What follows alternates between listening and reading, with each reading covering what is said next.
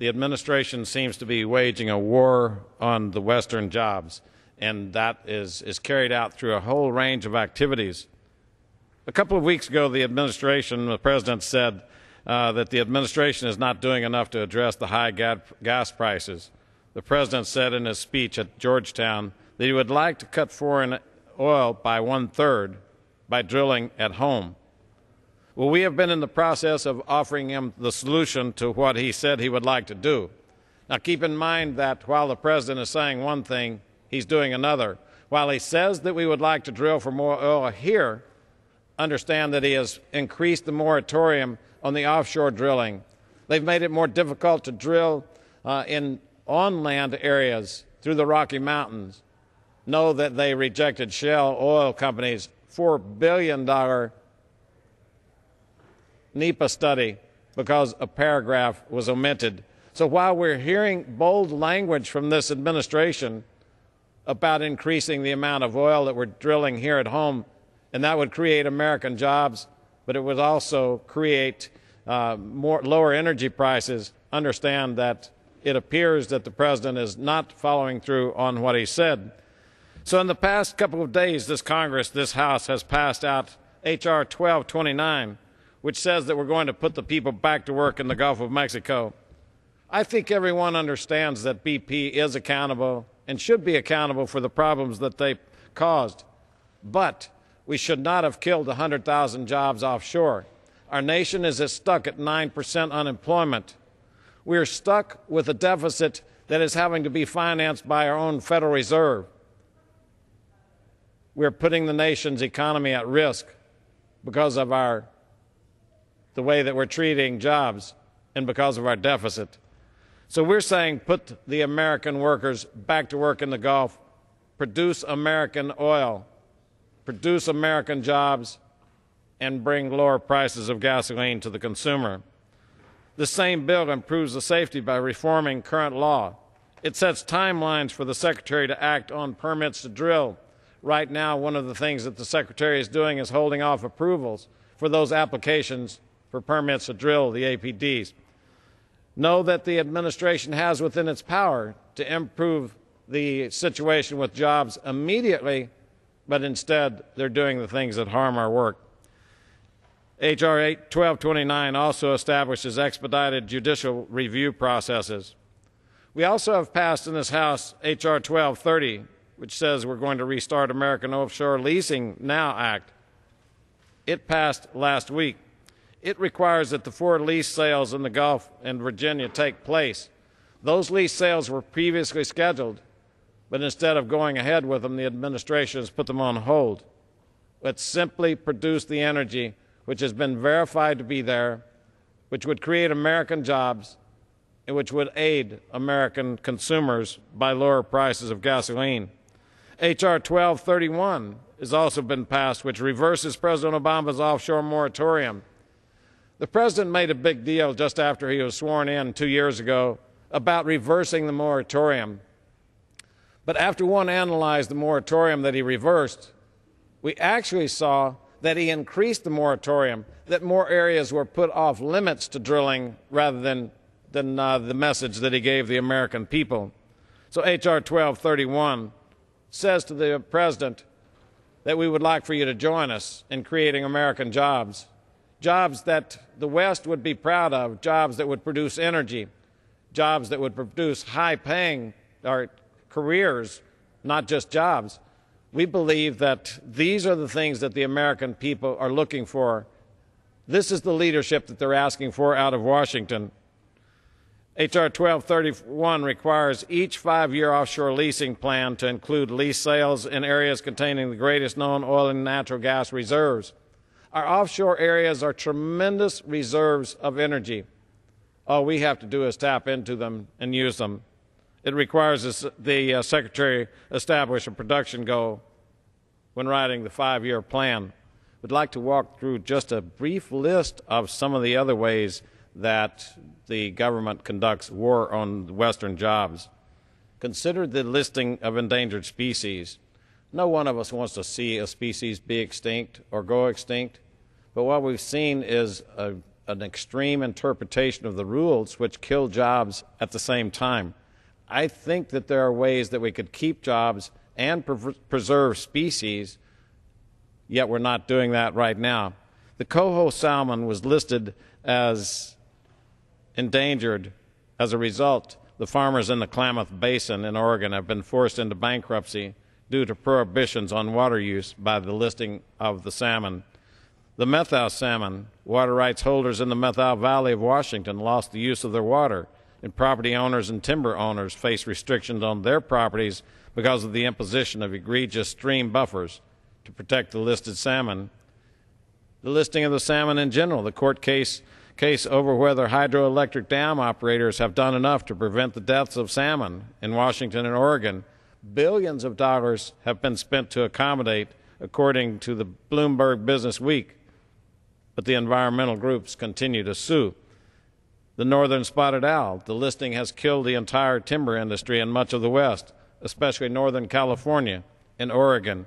The Mexican spotted owl, that listing also killed the timber industry in New Mexico and Arizona. Hundreds of thousands of jobs have been lost. The Delta smelt, the listing of that species, a small 2-inch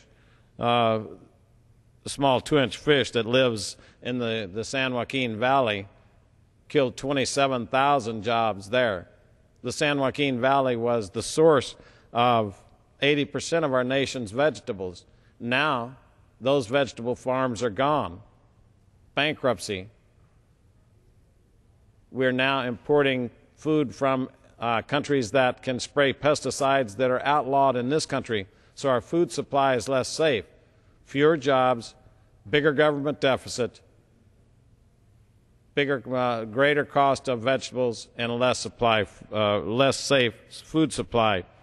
The gray wolf was listed by the Fish and Wildlife Service as endangered and has killed agriculture and mining jobs throughout the West. Still, the list goes on and on.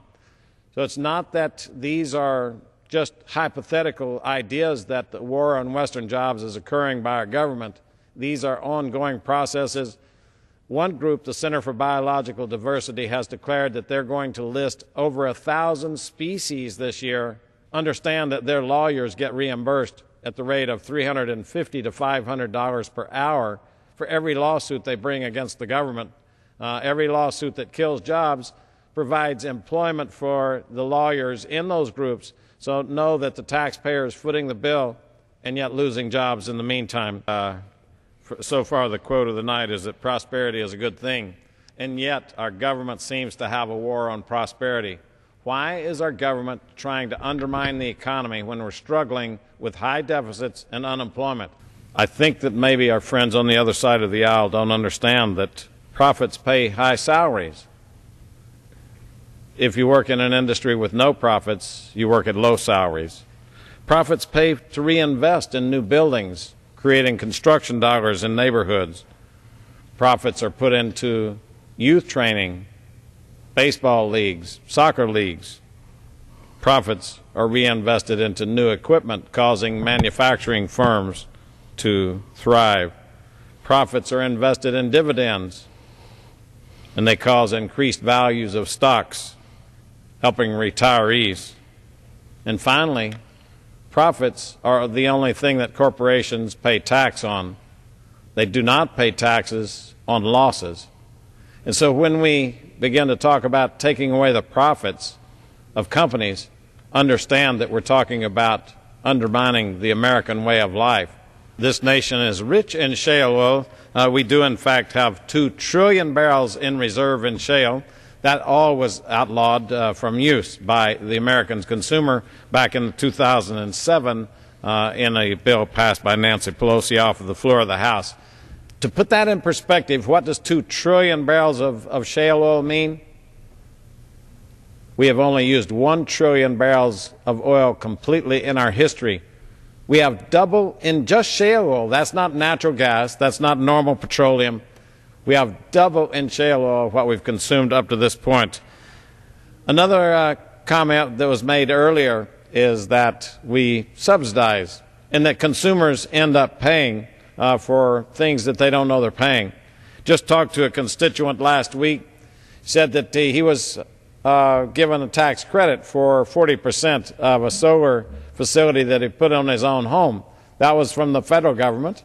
From the state government, another 10%, so about 50% of the cost of the program was completely reimbursed by the government. But the big deal is they're paying him 22 cents per kilowatt hour of energy that he is able to sell back into the system. Now, that 22 cents needs to be compared to the 7 cents that electricity normally costs. So the consumer is tagged with 3 times the cost of electricity that is provided by solar power that is bought from individual producers. The consumer will pay more for the power. It is not an easy process to understand, but consumers will ultimately pay all of the higher energy costs. The suggestion is made that we would want to repeal the expensing of the intangible drilling cost. The intangible drilling cost usually represents 60 to 80% of the cost of a well. Historic U.S. policy allows a deduction for development. That's since 1913 in this government's tax code, and yet today we're talking about reversing it, a time when we're starving for jobs, 9% unemployment, and we're going to talk about making it harder to employ people in this country. Other businesses are able to expense their research and development projects. Pharmaceutical companies, IDC specifically targets U.S. oil and gas companies. It will discourage innovation in the energy sector at a time when we need more innovation, not less, at a time when we're seeing $4 gasoline, at a time when our economy is struggling, when we need jobs. We're talking about making American businesses less competitive and making American jobs more scarce. In 2004, the Congress enacted the Section 199 for manufacturing companies to encourage them to bring jobs back to this country. From 2004 to 2007, the oil and gas industry was responsible for 2 million new jobs that were created. The oil and gas companies currently support 9.2 million jobs. Almost all manufacturers receive a 9% credit. That's again in order to encourage them to come back to this country. The oil and gas companies have only been receiving a 6% credit because they've already been picked on by the people in this town. But now they're suggesting that we would want to completely do away with the manufacturing credit. Keep in mind, that's the refining of gasoline. That's the definition of manufacturing in oil and gas. So at a time when we're starving for jobs, we're going to make U.S. manufacturers, the U.S. refineries, less competitive. We're going to encourage Venezuela and Hugo Chavez to send more jobs there, to take more jobs, and to send more gasoline here. It just doesn't make sense, the status that our country is in. Our country right now has a tremendous problem with its economy. The problem is this. In Washington, we spend $3.5 trillion. Our revenues to the government are $2.2 trillion. That's a $1.3 trillion deficit. The accumulated deficits over the lifetime of this country are almost $15 trillion. I show those deficits running out the end of the pipeline into our debt barrel to show the accumulated debt through the nation. I also show a green sludge pouring over the edge of the barrel because we've got $202 trillion of accumulated cost for Social Security, Medicare, and Medicaid. These are the things that are wrecking our economy. This chart, given by OMB and CBO, the Congress and the White House, both show that our economy is going to fail in 2038 because of these practices. At a time when we're starving for jobs, this administration has a war on Western jobs. It has a war on our energy. It has a war on our jobs in the timber industry. It has a war on our way of life. This is not the time to be conducting partisan politics in this town. It's a time for us to create jobs. With each job created, the 2.2 is greater because each person pays an increment more taxes. But they also are no longer receiving welfare, unemployment, and food stamps, and so the 3.5 decreases. The path forward is simple. We simply ask that the President get on board. With that, I would yield back the balance of my time.